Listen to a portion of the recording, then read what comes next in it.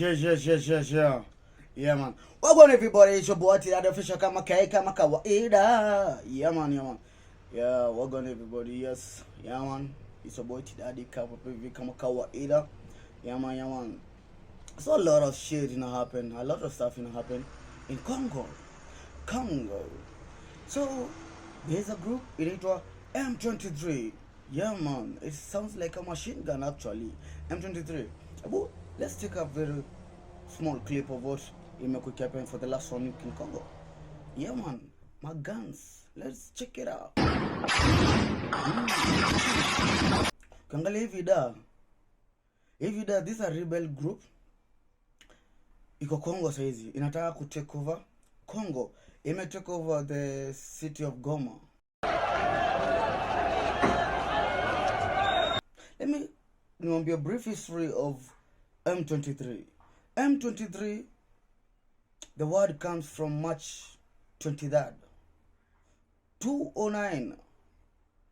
So there was a peaceful treaty between the Congress National Defense of People. This movement ilikuwa imeanzishwa back in 2009 it was like a political party to defend the rights of the people in Congo. As you all know, Congo, it is one of the poorest. Imeharibiwa sana na foreign because of minerals and everything. But let's focus about the M23. So there was a peaceful treaty about the release of prisoners and also arrest of general. There was a certain general. I think Jinake, but all release for general. This general, what alikuwa anasema, anataka fight for the rights of the Congolese people. So after the treaty, this party was mostly formed by people who wenye walikuwa wamevurushwa kutoka kwao, maskani kwao, displaced people. So during the long run in the negotiations, 2012-2013, ex-member of the Congress National Defense of People, Bishop, akaamua let's return the movement, because more people walianza sasa kufukuzwa so that they can create more mining camps. So many people, the number grew, and a lot of people waliendelea kiasolitiwa. Wanatolewa kwa mao, kwa matent. So refugee camps zikakuwa mingi inside Congo. So they came up with M23 according to 2009 March 23rd. Now it became a rebel, and this rebel was formed by people wengi walikuwa, like I've said it, displaced people, forcefully removed from their places. Now the number grew. Like, as we're talking, for last year, more than 10 million people had been displaced. 2024, more than 10 million people be displaced. So during this time, during 2013, 2014, 2012, 2013, the group had almost 1 million people, 1 million members. Now wakajaribu ku fight back. Now the general was asking, what are we destroying? There's no country here. There's no government. There's no hospitals. There's no schools. There's nothing. Even the military itself imeko corrupt here. So during that treaty, some ex-party of the Congress party nimetaja, they joined the military, the Congo militia. And so in your time, 2014, 2015, when Kenya decided, the president of Congo has decided, let's go to Congo and fight them M23 rebel. These 6 help from Rwanda. And if you remember, Rwanda was the first group to withdraw from Congo when they realized what really is happening in Congo. Rwanda ikasema ijitaki kuingiana. This is internal battle tunawekwa katikati, kama yani unaelewa, ni mtu unataka kutumia your defense wrongly. Remember also Kenya tulijitoa Congo. Kenya ilijitoa I think last year. Yeah, last year ilijitoa. Now wakaleta South Africans, the South African army. But wacha before tufike kwa hiyo South African army, because TZ army jana wameatakiwa vibaya sana, wako huko. So the president of Congo decided this, you know, I can't trust these people around me. So the security around him, ali seek help from wapi? You know, the Americans had an issue. He sourced from Russia. You see? Because currently the people guarding the president, kama venye Kenya tuko na reke, tuko na flying unit, flying squad ya yani the president escort, mostly iko na Russians fully wamejifunika. And some parts of Kinshasa, when you go there, you might also see flags of Russia. That's not the point. Now you understand the security, because even the highest top ranks of the internal defense security forces, they're run by Russians. That's not the story. Still, Congo has France military inside there, guarding not the people, but guiding the mines. We have British army also in Congo, saying that they're fighting for Congo. But with the incident that may happen juicy in government and everything, all they're doing is protecting the mines. Protecting the mines. The UN, watu wamejaribu kusema UN itoke huko, because every time a UN charter plane falls, it has minerals. UN truck ikianguka, iko na minerals. What are these minerals? They're saying that they're coming to bring peace. That's why wanasema this time the neighboring countries wa Congo walianza kuwithdraw army yao, because they understood this war is bigger than they thought. They thought these are rebels. Now it brought me to the story of Burkina Faso and Chad and Mali and Niger. How Burkina Faso with Ibrahim Toure took over the government and ikafukuza wote. That's what is happening now in Congo. The M23, the leader anasema, okay, they're saying we're destroying. What are we destroying? This country has no government. This country is being run by outside leaders, Europeans and Russians. How? What do you mean? The people of Congo wanauliwa vibaya people. Remember, there's a language barrier. The France, Russians, and British. Most of these Congolese people don't know English. So, there's a language barrier. Every time they see a black lady, they think it's a rebel. They kill them. And I've told you, by last year, more than 10 million people had been displaced. And most people wanaenda wanajificha na M23, because that is where they could be comfortable with people wanaelewana. People who have been displaced. If you see this other clip up, you see this clip. People are celebrating the M23 in Goma. That should tell you something. Like for yesterday, all the most of the European soldiers, they gave out their weapons to M23 and surrendered the war. Na wanataka kuwatoa hadi kwa huko mining. You wanna protect these mines. Why you protect the mines? You know building schools, you know building hospitals, you know building roads. But Congo produces cobalt. Simu zetu zote zinatumia cobalt, which inatengeneza batteries. Most of the batteries zinatoka Congo. The mineral itself. The gadgets ya kutengeneza phones mingi zinatoka Congo. Mineral.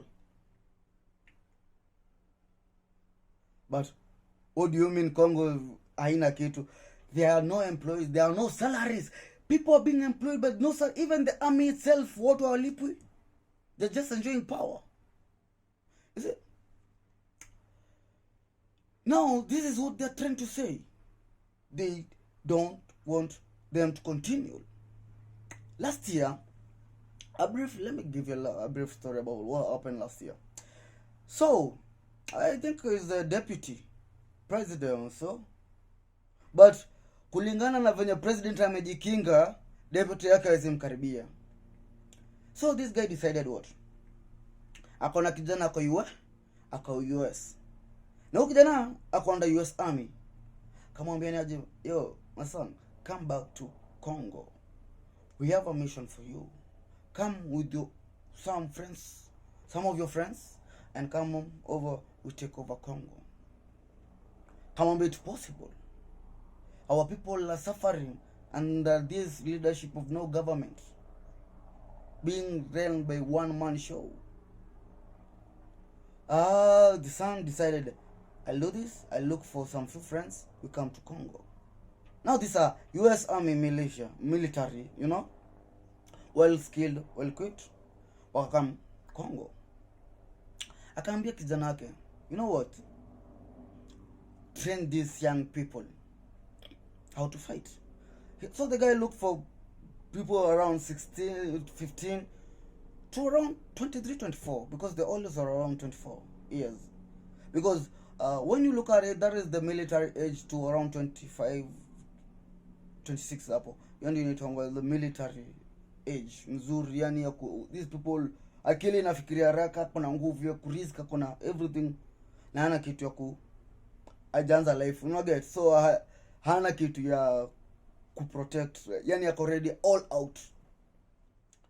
So what happened? This guy went and trained some guys, now wakapatia guns, and these people actually walienda the state house na wakacommit coup, trying to take over the government because waliingia. But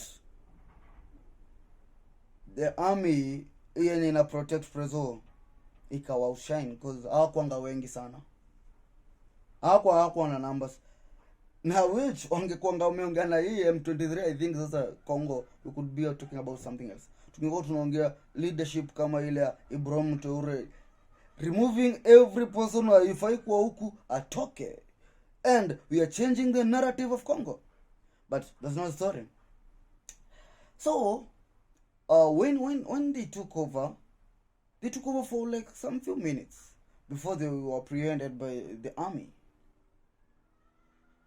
And apparently, there was killing, they were sentenced to death. But what shocked me last week is come to realize that this Malcolm guy is back in the US, and the rest of the kids were shot dead. The US intervened and they were freed. But the Congolese died. Check in your video. Headshots. Kwa post. And I think now the M23, so it's possible. It's possible to engage those status na zote, and we take over the government and do what is right for the government and for our people. Because the rumors has it, the only people experiencing freedom and free time, the only people when you're kwa hizi camps are M23. People can free themselves. When ukijitoa huko, these corrupt soldiers, Congolese soldiers, who wanatumia tu minerals za Congo, actually ndio wanatumiwa ku protect Congo, and saying that our perpetrators. Sometimes power can brainwash people, and people can be brainwashed by power. Unala. Yeah, and when they felt they're superior than the others, they feel like they have everything. But in the recent, the Congolese army is still struggling with salaries and lack of infrastructure and equipments. Okay, let's go back. Why M23 yenye wametake over Goma. Goma is estimated population yake is more than 1 million plus, which still last year about 2024 and 2023, more than 8 million people died. And I said 10 million also wamekuwa in refugee camps inside their own country. Their own land zimechukuliwa, ukikataa kutoka hapo juu kuna mines, mnauliwa nyinyi wote. That is how deadly it is. It was and it is. And now, when they kill it, they blame on M23. Because these are read by X. As I said, X Congress, X Congress National Defense of People. So they still have the military and they know what they went through. And now they're in the army, they want to take revenge. To take what vitu zenye zilinyang'anywa wakiwa ile time walikuanga huko kwingine. So now wanafanya the same thing kwa raia wao. So design what take over. So apparently for yesterday, even South Africans, they were overwhelmed. South African army was overwhelmed until Fragia White saying peace and they want to get out from Congo.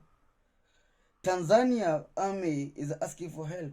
They have been overwhelmed, overpowered, and they are requesting wanataka kujitoa.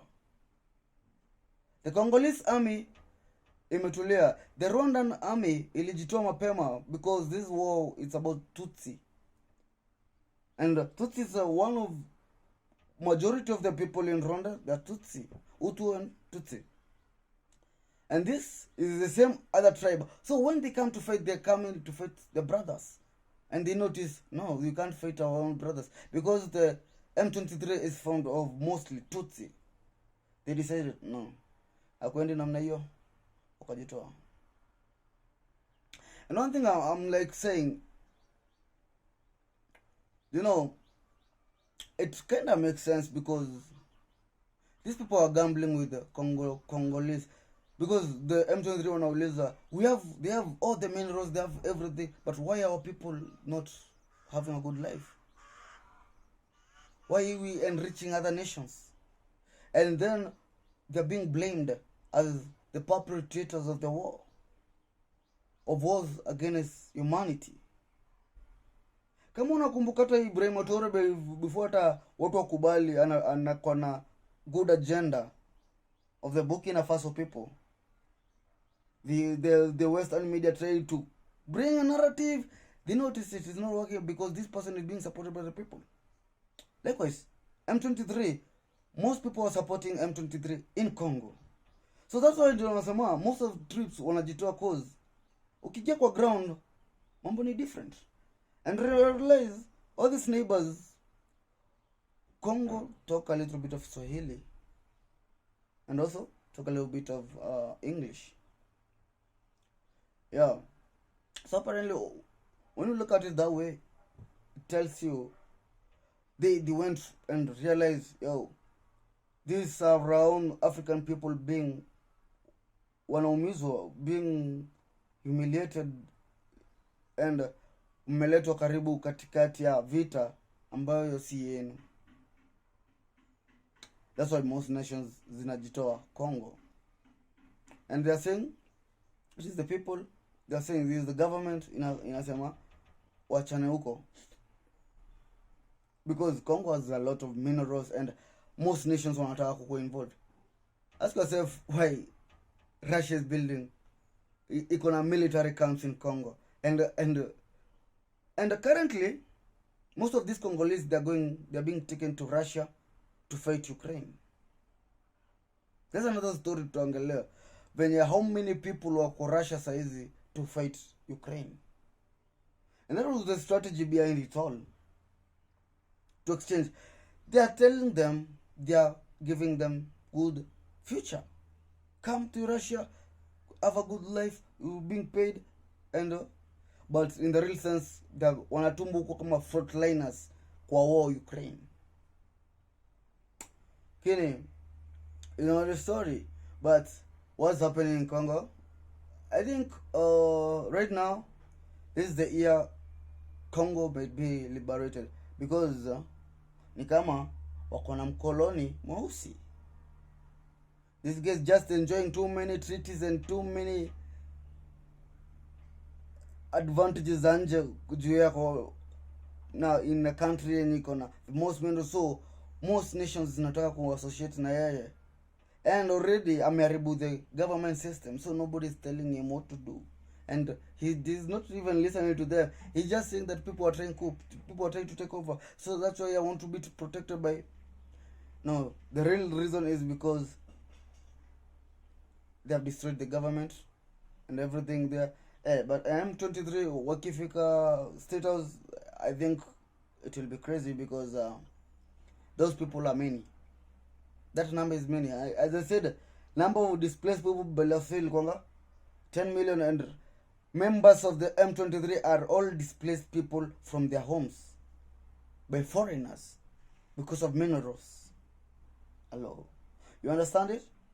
The war is bigger than we may see it. It's not a game of guns and talks. It's a game of defending what they believe is theirs, and they must reclaim it. For the last more than 20 years, Congo has not seen peace, and ninataka kuona peace.